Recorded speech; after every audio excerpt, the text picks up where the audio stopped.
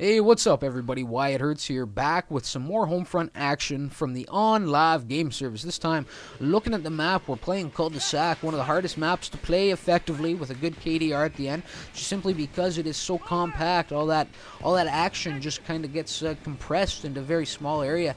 You're always, you're always squaring off with an opponent most of the time, and often you're getting shot in the back. And looking at the gun. Well, we're playing Team Deathmatch and Battle Commander, I should mention that. But looking at the gun, the XM10, I thought I'd roll the dice with it here. I've been doing okay with it, and I get a quick kill there on Fall Hazard, put him down as we see TJ Pride take flight after a beautifully placed pair of missiles there from Tobster's Buzzard, I throw down a nice C4 perimeter on those two enemies that were charging my way. I managed to get one kill in Kingpin, and then catch Fall Hazard running for cover, coming down the back alley, put him down, and so that was a couple quick kills on Fall, and then I made my exit off that canopy that runs across the gas pumps, simply because I was too exposed. I was taking a little fire. I think it was the smart move, and managed to hide into the gas station, or run into the gas station, and get ready for TJ Pride as he came charging through the parking lot. Met him, timed that out nicely, and just met him at the door with the blade. Now right here, going all grenadier style. With this loadout, looking at it, there's no bells or whistles attached. There's no frills or chills in there. There's no airstrikes. So I'm gonna have to put my BP to use somehow. So I thought, well, why not I'll just do the grenadier thing, grenade spam down those backyards where I knew they had been spawning. Amazingly, I don't even get a hit marker out of the deal. Amazingly, So, but at least I was putting the BP to use.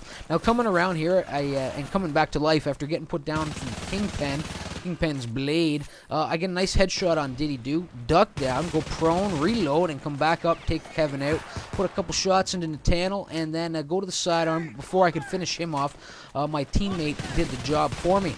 Now I get a little bit of hip fire here on Wes. Now this guy right here really hiding in the shadows, lurking in the shadows, getting some nice hip fire, kind of almost blind hip fire. I wasn't exactly sure where he was. Could never really make out the silhouette of his character, but it was Flacco Fricky, so I put him down back there, and I start chasing this guy right here. I could have sworn he was still in the yard. I didn't think he had made it around the fence line, and of course I'm shooting at shadows. I'm grenading and C4ing and putting some blind fire as I step around the corner, completely distracted, and Flacco Fricky in there with some revenge catches me napping, catches me daydreaming, possibly hallucinating. I think hallucinating is probably the better word to use there, because I was shooting at nothing. So good on him. He comes in for some revenge, but I'll be getting some revenge of my own here shortly. However, before I can push the charge, I did hear the enemy airstrike coming in, and I did see the line that unmanned air drone was getting ready to kind of cross right above me, and I thought it best just to take some cover in the shed. Now right there you saw it, Flacco Fricky getting my revenge right back on him, chase him into cover, chase him around the fence with a little bit of fire, keep him contained back there with a nicely placed grenade, and followed up with a beautiful little C4 over the fence line, just barely clearing it, so it probably just landed right around his feet. Now Nathaniel catching him as he just comes back to life, just spawns. No, he has the shield, play it beautifully, sneak in right in there behind him, dropping down from the second level, and he was none the wiser as I had the blade in hand and stuck him in the back, sent him to the next life one more time really quickly. Now right there, did get the hit marker on the grenade as I make a charge down this alleyway behind the gas station and catch a couple of snipers in there hiding out in the back room of the gas station, possibly smoking a joint or something. They looked like they were up to no good. They looked like they'd been caught doing something they shouldn't have been doing, and I stacked up the C4s on them, got one right on the door frame, and managed to take out one kill. And this guy right in front of me, Itzy666, he 666, he's pure evil, that guy. He ran right in there and took out Flacco Fricky, who was the second sniper that I had missed with the C4. Now pushing up here, moving through the building, get a nice line here on Diddy Do through the window. However, I did miss TJ Pride lurking in the corner there, and my great escape from the house was an epic fail. I got door jammed, basically. I couldn't get through the door, and when I finally did get through the door, that's when I got shot from around the corner, or from around the wall. Of course that just happens in video games. It's just the way it is. You got to take it from time to time. It's just the way it is. Now there at War Troll, my teammate saving my ass there, completely saving my ass. Missed the knife, and I was probably not going to be much longer for the world had I not had my teammate coming in there to back me up. Now, pushing up here, we're looking at 72 to 4,100 right now, so we are walking away with this win. And there's a beautiful little battle that plays out here, really action-packed, some real mayhem that plays out on this midfield, this center road. I do swing wide around the house, but eventually they do catch my attention, and I send a grenade in there, giving them fair warning, you know, giving them a chance, let them know I'm coming, give them a chance to run away in fear, and here we go, make my move. I'm tracking TJ Pride. I don't think he knows I'm here, and I get him with the blade as he comes up around the car. Now Fall, or somebody was getting some fire into my back. I do the quick turn, straight prone, and some hip fire. Really accurate hip fire, put him down, get my 1-star threat level as I stick Diddy do, get my health boost that goes along with it, and straight back to some heart pounding action as Kingpin, wanting to be famous, just impales himself on my blade. He just dove right in there, wanted it. He wanted it, so I made him famous. I'll make you famous, son.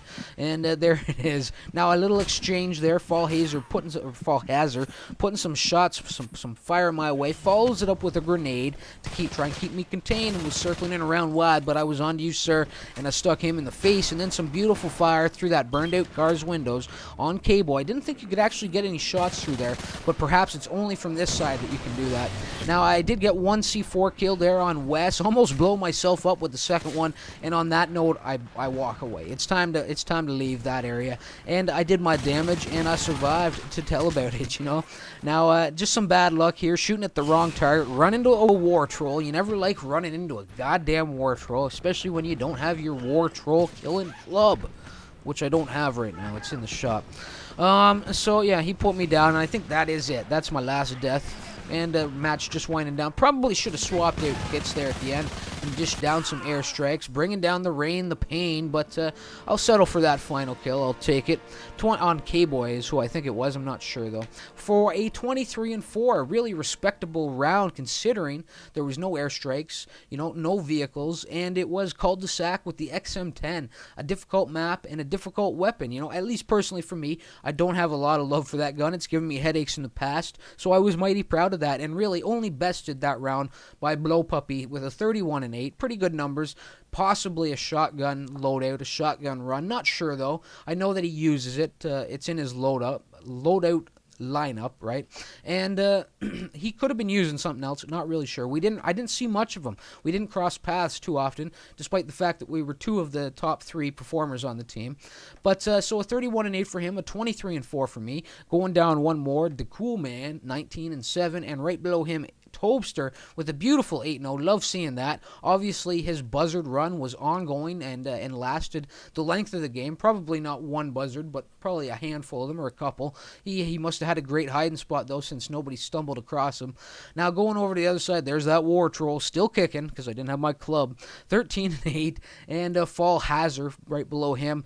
Even Steven, by the looks of things, with a 12-12, and I think perhaps he had just come into the game and was just getting warmed up, you know, just getting a feel for things, you know, getting into the groove, right? One below him, TJ Pride. Now that is definitely a shotgun run because I squared off against him a couple times. 11-10, and I think everything falls apart for the team right about there, you know. So let's move on. I should wrap it, guys. So thanks for tuning in. Always appreciated when you do. Please do leave a like or a comment if you enjoyed the video. And if you haven't already, please do subscribe to the channel. And, of course, if you feel so inclined, do spread the word. Let the world know why it hurts is here. That's certainly appreciated. So, like I said, I got to wrap it. So until next time, remember why it hurts. Later, all.